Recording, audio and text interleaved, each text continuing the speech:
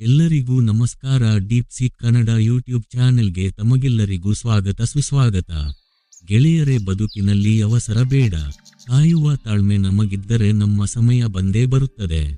ಚಿಕ್ಕಂದಿನಲ್ಲಿ ನಮಗೊಂದು ಅಭ್ಯಾಸವಿತ್ತು, ನಡೆಯುವ ಅಭ್ಯಾಸ. ಸುಮ್ಮನೆ ನಡೆಯುವ ಅಭ್ಯಾಸವದಲ್ಲ, ಮುಂದಿರುವವರನ್ನು, ಕಣ್ಣಿಗೆ ಕಾಣುವರನ್ನು ಹಿಂದಿಕ್ಕಿ ಮುನ್ನುಗ್ಗುವ ಅಭ್ಯಾಸ. ಅದೇನು ಗೆದ್ದ ಸಂತೃಪ್ತಿ. ನಿಮ್ಮಲ್ಲೂ ಈ ರೀತಿಯ ಅಭ್ಯಾಸ ಇದ್ದಿರಬಹುದಲ್ಲವೇ? ಇಂತಹದ್ದೇ ಒಂದು ಘಟನೆಯನ್ನು ನೋಡೋಣ. ಮುಂಜಾನೆಯ ಸಮಯ. ಯುವಕನೋರ್ವ ವಾಯು ವಿಹಾರಕ್ಕೆಂದು ಹೊರಟಿದ್ದ. ನಡೆಯುತ್ತಿದ್ದಂತೆ ಕೂಗಲತೆಯ ದೂರದಲ್ಲಿ ಹದವಾದ ವೇಗದಲ್ಲಿ ಮತ್ತೊಬ್ಬ ಯುವಕ ನಡೆಯುತ್ತಿರುವುದು ಮಸುಕಾಗಿ ಇವನಿಗೆ ಕಾಣಿಸತೊಡಗಿತು. ನೋಡುತ್ತಿರುವಂತೆಯೇ ಅವರಿಬ್ಬರ ನಡುವಿನ ಅಂತರ ಹೆಚ್ಚಾಯಿತು. ಇವನಿಗೆ ಯಾಕೋ ಚಡಪಡಿಕೆ, ಸೋತ ಅನುಭವ. ತನ್ನ ನಡಿಗೆಯನ್ನು ಬದಲಾಯಿಸಿ ಓಡತೊಡಗಿದ. ಅವರಿರುವರ ನಡುವಿನ ಅಂತರ ಕಡಿಮೆಯಾಗುತ್ತಿದ್ದಂತೆಯೇ ಇವನಿಗೆ ಅವನನ್ನು ಹಿಂದಿಕ್ಕಿ ಮುಂದುವರಿಯಬೇಕೆಂದೆನಿಸಿತು. ತಾನು ವಾಯುವಿಹಾರಕ್ಕಾಗಿ ಬಂದಿರುವುದು ಎಂಬುದನ್ನು ಮರೆತು ತನ್ನ ವೇಗವನ್ನು ಇನ್ನಷ್ಟು ಹೆಚ್ಚಿಸಿ ಮುಂದಿದ್ದವನನ್ನು ಹಿಂದಿಕ್ಕುವತ್ತ ತನ್ನ ಗಮನವನ್ನು ಹರಿಸತೊಡಗಿದ.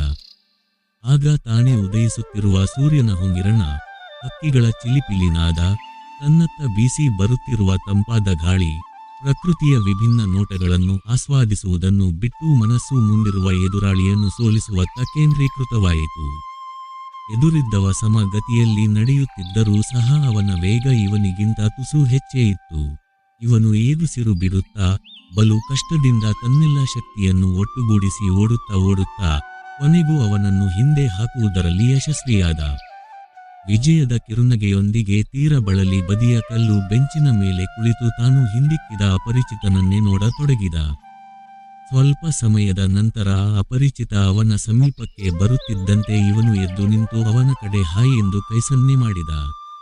ಇವನನ್ನು ನೋಡಿದ ಅವನು ಕೂಡ ಕಲ್ಲು ಬೆಂಚಿನ ಮೇಲೆ ಪಕ್ಕದಲ್ಲಿ ಕುಳಿತ. ಅವನ ಮುಖದ ಮೇಲೆ ಯಾವುದೇ ರೀತಿಯ ಬಳಲಿಕೆ ಕಂಡುಬರಲಿಲ್ಲ. ಮಂದಸ್ಮಿತನಾಗಿ, ಶಾಂತನಾಗಿ ಇವನತ್ತ ನೋಡಿದ. ಇವನಿಗೀಗ ಅನುಮಾನ ಉಂಟಾಯಿತು. ತಾನು ಅವನನ್ನು ಹಿಂದೆ ಹಾಕಿ ಓಡಿ ಬಂದು ಗೆದ್ದದ್ದನ್ನು ಅವನು ಗಮನಿಸಿದಾನೆಯೋ ಇಲ್ಲವೋ ಎಂಬ ಸಂಶಯ ಕಾಡತೊಡಗಿತ್ತು.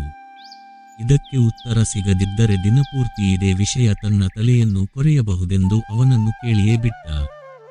ಅವನು ಇವನನ್ನು ಆಶ್ಚರ್ಯದಿಂದ ನೋಡುತ್ತಾ, ನಾನು ನಿಮ್ಮನ್ನು ಗಮನಿಸಿದ್ದೇ ಈಗ. ಏಕೆ ಮತ್ತು ಯಾವಾಗ ನೀವು ನನ್ನನ್ನು ಹಿಂದಿಕ್ಕುವ ಪ್ರಯತ್ನ ಮಾಡಿದ್ದೀರಿ? ನಾನೇನು ನಿಮ್ಮೊಂದಿಗೆ ಸ್ಪರ್ಧೆಗೆ ಇಳಿದಿರಲೇ ಇಲ್ಲವಲ್ಲ. ದಿನ ಪೂರ್ತಿಯ ಕೆಲಸಕ್ಕೆ ಉತ್ಸಾಹದಿಂದ ತಯಾರಾಗಲು, ಸೂರ್ಯನ ಉದಯದೊಂದಿಗೆ ಪ್ರಕೃತಿಯನ್ನು ಆಸ್ವಾದಿಸುತ್ತಾ ಕೆಲವು ನಿಮಿಷಗಳನ್ನು ಪ್ರಕೃತಿಯ ಮಡಿಲಿ ಕಳೆಯಲೆಂದು ಬಂದವನು ನಾನು. ಇಷ್ಟಕ್ಕೂ ನಿಮ್ಮನ್ನು ಹಿಂದಿಕ್ಕಿ ನಾನು ಸಾಧಿಸುವುದಾದರೂ ಏನನ್ನು? ಯಾರನ್ನಾದರೂ ಹಿಂದೆ ಹಾಕುವ ಬದಲು ನಾವು ದಿನಾಲೂ ಒಂದು ಹೆಜ್ಜೆ ನಮ್ಮ ಜೀವನದಲ್ಲಿ ಮುನ್ನಡೆದರೆ ಸಾಕು. ನಮ್ಮ ಮಿತಿಯಲ್ಲಿ, ಪ್ರವೃತ್ತಿಯಲ್ಲಿ ನಿಧಾನವಾಗಿ ಮುನ್ನಡೆದರೆ ಸಾಕು. ಅದು ಸಾಧನೆ ಇರಲಿ, ವ್ಯವಹಾರವಿರಲಿ, ಆಧ್ಯಾತ್ಮವೇ ಇರಲಿ. ಬೇರೆಯವರ ಮಾತು, ಅವರಿವರು ಏನೆಂದುಕೊಳ್ಳುತ್ತಾರಾ ಎಂದು ಪರಿತಪಿಸದೆ ನಮ್ಮಿಚ್ಛೆಯಂತೆ ಅನುಭವಿಸುತ್ತಾ, ತಪ್ಪುಗಳನ್ನು ಸರಿಪಡಿಸುತ್ತಾ ನಡೆದರಷ್ಟೇ ಸಾಕು ಎಂದು ಹೇಳಿ ತನ್ನ ನಡಿಗೆಯನ್ನು ಮುಂದುವರೆಸಿದ. ಗೆಳೆಯರೇ, ನಾವು ಹಾಗೆ ಅಲ್ಲವೇ?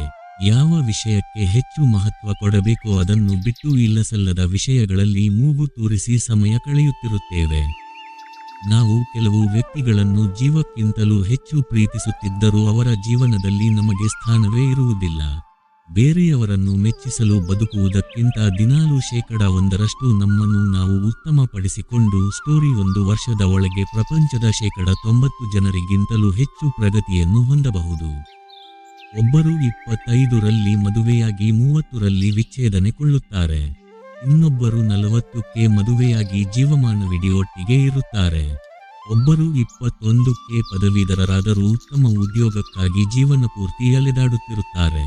ಮತ್ತೊಬ್ಬರು 30ಕ್ಕೆ ಪದವೀಧರ ಆಗುತ್ತಾರೆ ಮತ್ತು ತಕ್ಷಣ ಯಶಸ್ಸು ಸಾಧಿಸುತ್ತಾರೆ.